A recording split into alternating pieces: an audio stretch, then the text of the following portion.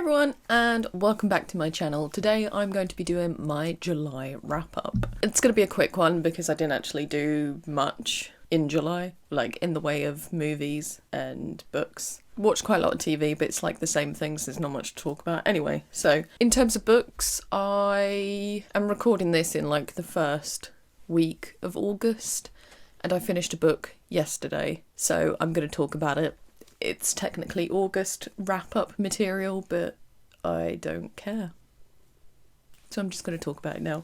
And that is The River Has Roots by Amol El Moutar. And this is a fable-like fairy tale fantasy, I would say short story. Perhaps it's a novella, I can't really tell the difference. It is like, I think just shy of 100 pages. Yeah, it's like 99 pages. And it's got quite a lot of illustrations throughout it, which adds to the charm of this and making it very much a folktale, fairy tale. Yeah, so like I would argue that that's probably one of the most enjoyable things about reading this book physically, because I've heard that there's a audio version where the author and her sister play music and do like the singing, because there's songs in this. And like to me that feels like such a beautiful experience. Perhaps I should have like listened and read through it, but maybe I'll listen the next time I want to hear the story because it's quite a beautiful story. But yeah, so there's like these very old-fashioned wood carving prints, I guess. I'm not sure what the material was used, but throughout the book there's like the willow trees. It makes sense if you know the story. So there's like two willow trees that are the boundary between our world and fairy. It's just very charming, and it's about two sisters who, one of them falls in love with a fae who kind of is mysterious and can change forms and is very fluid in who they are, which was quite intriguing and kind of fits with the kind of mystical idea of what fairy could be. And so in this, also words have power, and like the magic system is called like grammar, and just the way El Moutar plays with language in this is exquisite. It is divine, and probably one of the most stunning short stories that I've read in a long time, simply because the way they weave language and play with expectations of fairy tales and ballads, and it's divine. It is stunning work, and I'm excited to read more of her work. I've been meaning to read This Is How We Lose the Time War for like bloody ages, and so if it's half as exquisite as this, because this author did write half of that book, then I just need to hurry up and read it. And then at the end of the book, there is actually a teaser for a short story collection. So I think it might be one contained story. I haven't read that yet, but I plan to. It's called John Hollaback and the Witch. So yeah, I'm very much a fan of this. So if you like fairy tales, folk tales, and sort of fae fantasy, then I'm sure you'll be a fan of it as well. Still reading... Yes, I'm still reading The Wise Man's Fear. I haven't progressed much with that at the moment. Never mind. And then the other thing that I'm currently reading... Sorry, my hair is terrible at the moment. I'm trying to grow out my fringe. Although I don't know whether that's a good idea, because I think I might look a bit weird without one. But never mind, I am experimenting. I am currently reading an audiobook at the moment, which is Dungeon Crawler Carl by Matt Dinniman. Basically I think it's like a newish genre of like literary RPG. So it's kind of like the character is self-aware that they're playing a role-playing game, and basically I would say this is the kind of book that you would like if you play RPG video games or tabletop things like Dungeons and Dragons. If you don't, then you probably wouldn't like this book, because it's very much geared towards that, being the audience, because of the tongue-in-cheek sort of nods to that kind of style of game. You would have to know the things it's talking about to get it, But perhaps people would like it if they didn't play those kind of things. But yeah, it's a bit fun, and I'm just listening to it while I commute to work and back, so it fills the time quite nicely. I wouldn't say it's like anything to call home about. Like it's good, but it's not like serious literature, whatever that means. But yeah, it's just a bit of fun, and that's just what you need sometimes. So there ends the book section of this video. Told you didn't really read much. In terms of movies, I don't think I particularly watched many movies either. Sometimes I say that and then start talking about the movies and there's been like 15. But in July, I'm trying to think because I did actually about quite a few of them at the beginning of last month's video. So yeah, it's basically The Shrouds by David Cronenberg, which I went to see in the cinema because it was showing at like a semi-local independent cinema. Semi-local meaning it's still like 40 fucking minutes away. The things you do for cinema. And it cost me a fortune to go and see this film. 15 quid for a ticket, and then an astronomical £11 for parking for a couple of hours, but it's because it crossed over between the day rate and then the night rate. 11 fucking quid. I didn't do anything other than go see the movie and then get out of there. 11 fucking quid. Ludicrous. And like, I'm not even sure if it was worth.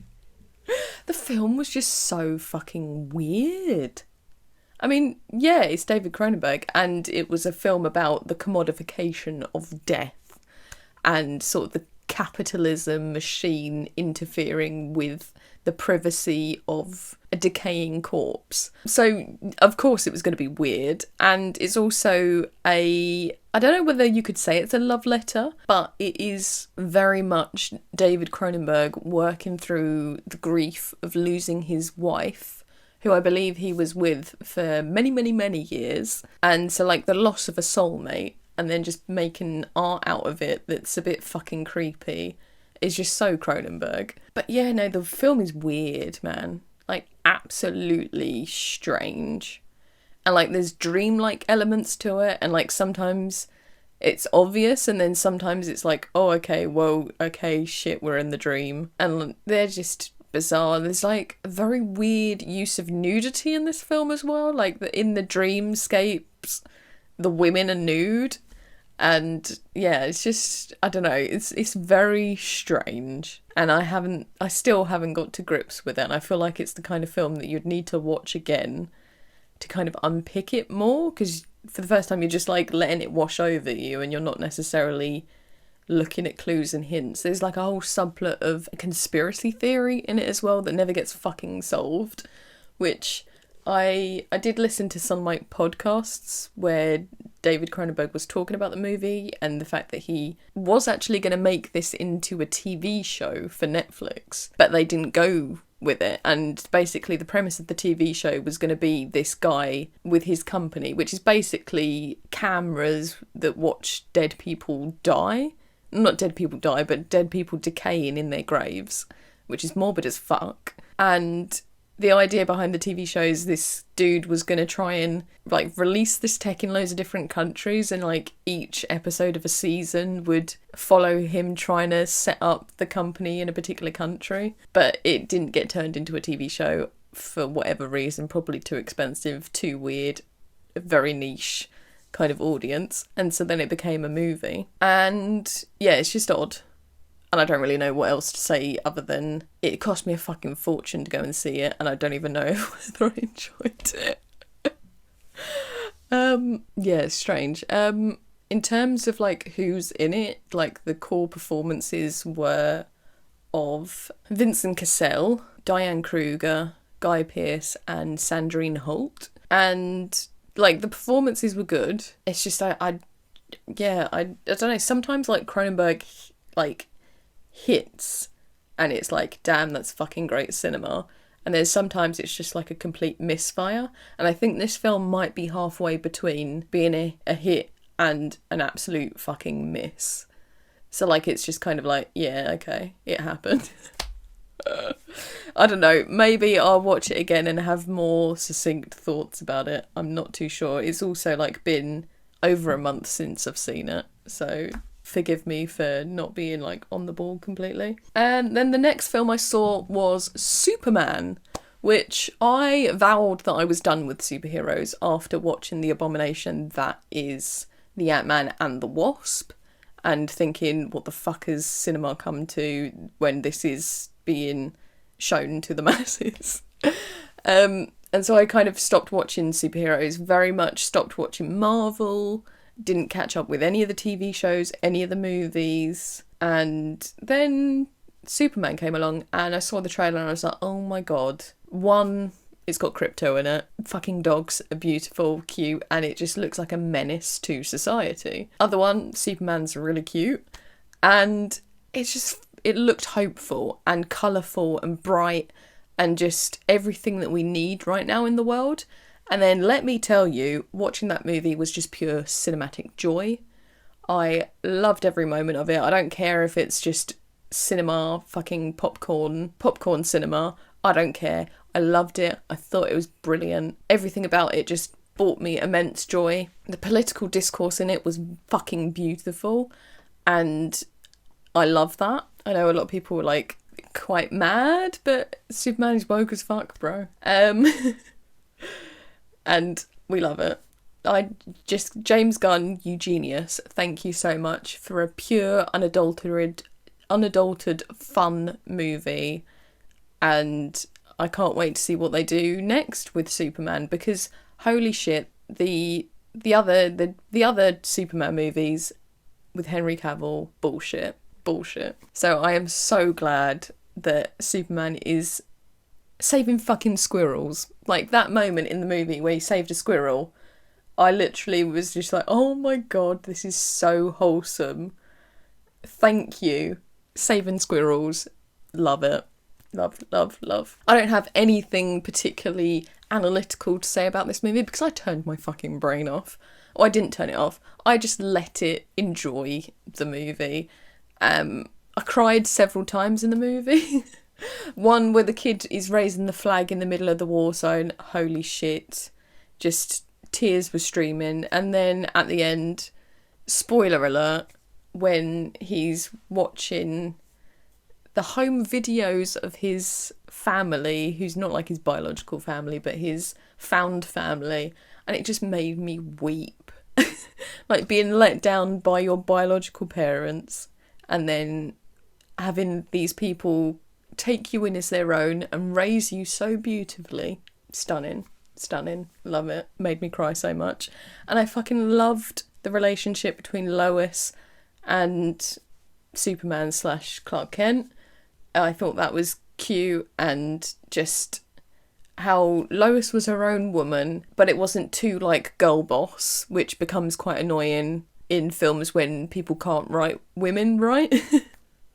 So I enjoyed the fact that she felt like a real human and did her own thing, was cool. Her fashion, holy shit, let me raid her wardrobe. Ideal workwear, yes please. I don't have anything else to say other than I fucking love crypto, and as someone that has a dog, just everything was perfect and so hilarious and so fitting, because my dog is also a menace to society. But yeah, like pure joy, 100% 5 out of 5 stars. I'm not going to say it's the best film I saw this year because Sinners still completely owns my soul and my heart, and just exceptional original cinema, but I would say it's very much the second best film that I've seen this year. No notes, beautiful, stunning, sensational. Shall I talk about No, I'm going to actually do it properly, and I'm not going to talk about the August movies, and we can talk about them next time.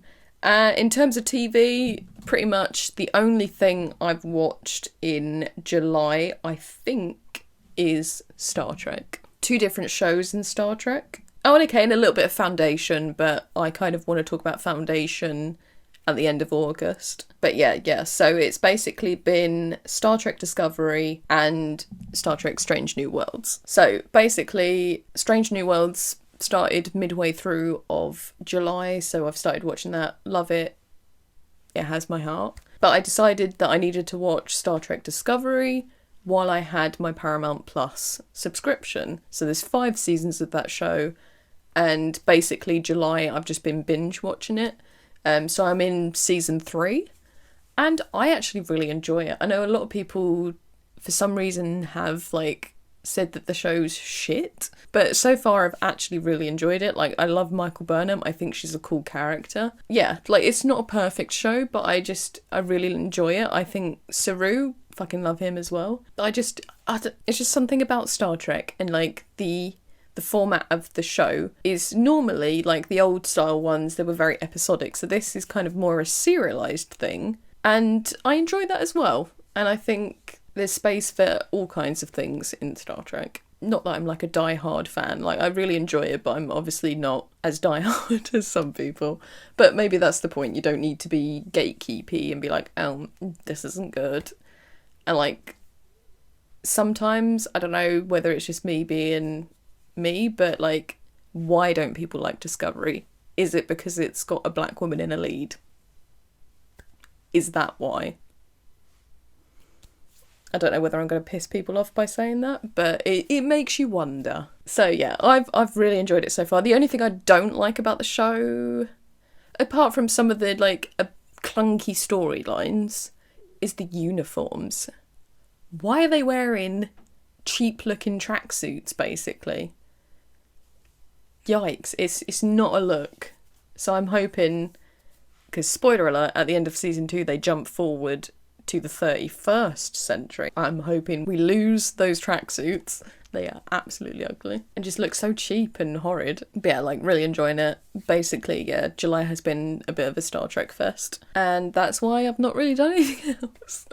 Because I need to maximise on my fucking subscription, because it costs an arm and a leg to watch shows, so I might as well just binge everything. Annoyingly, the new Alien show has come out on Disney, so I think I might have to wait until Star Trek is finished before I can get Disney to watch the new Alien show, so I'm going to have to avoid spoilers, because I am actually really excited about that. But yeah, like, it's just so annoying with streaming services. Anyone else, like, just get annoyed? The fact that you've just got to subscribe to so many different things to keep up with shows that you like? Ugh, never mind. Anyway, thank you for watching, listening, and basically let me know what you've been watching, reading, and doing in the month of July. And thank you for what I'm just repeating myself. Thank you for watching.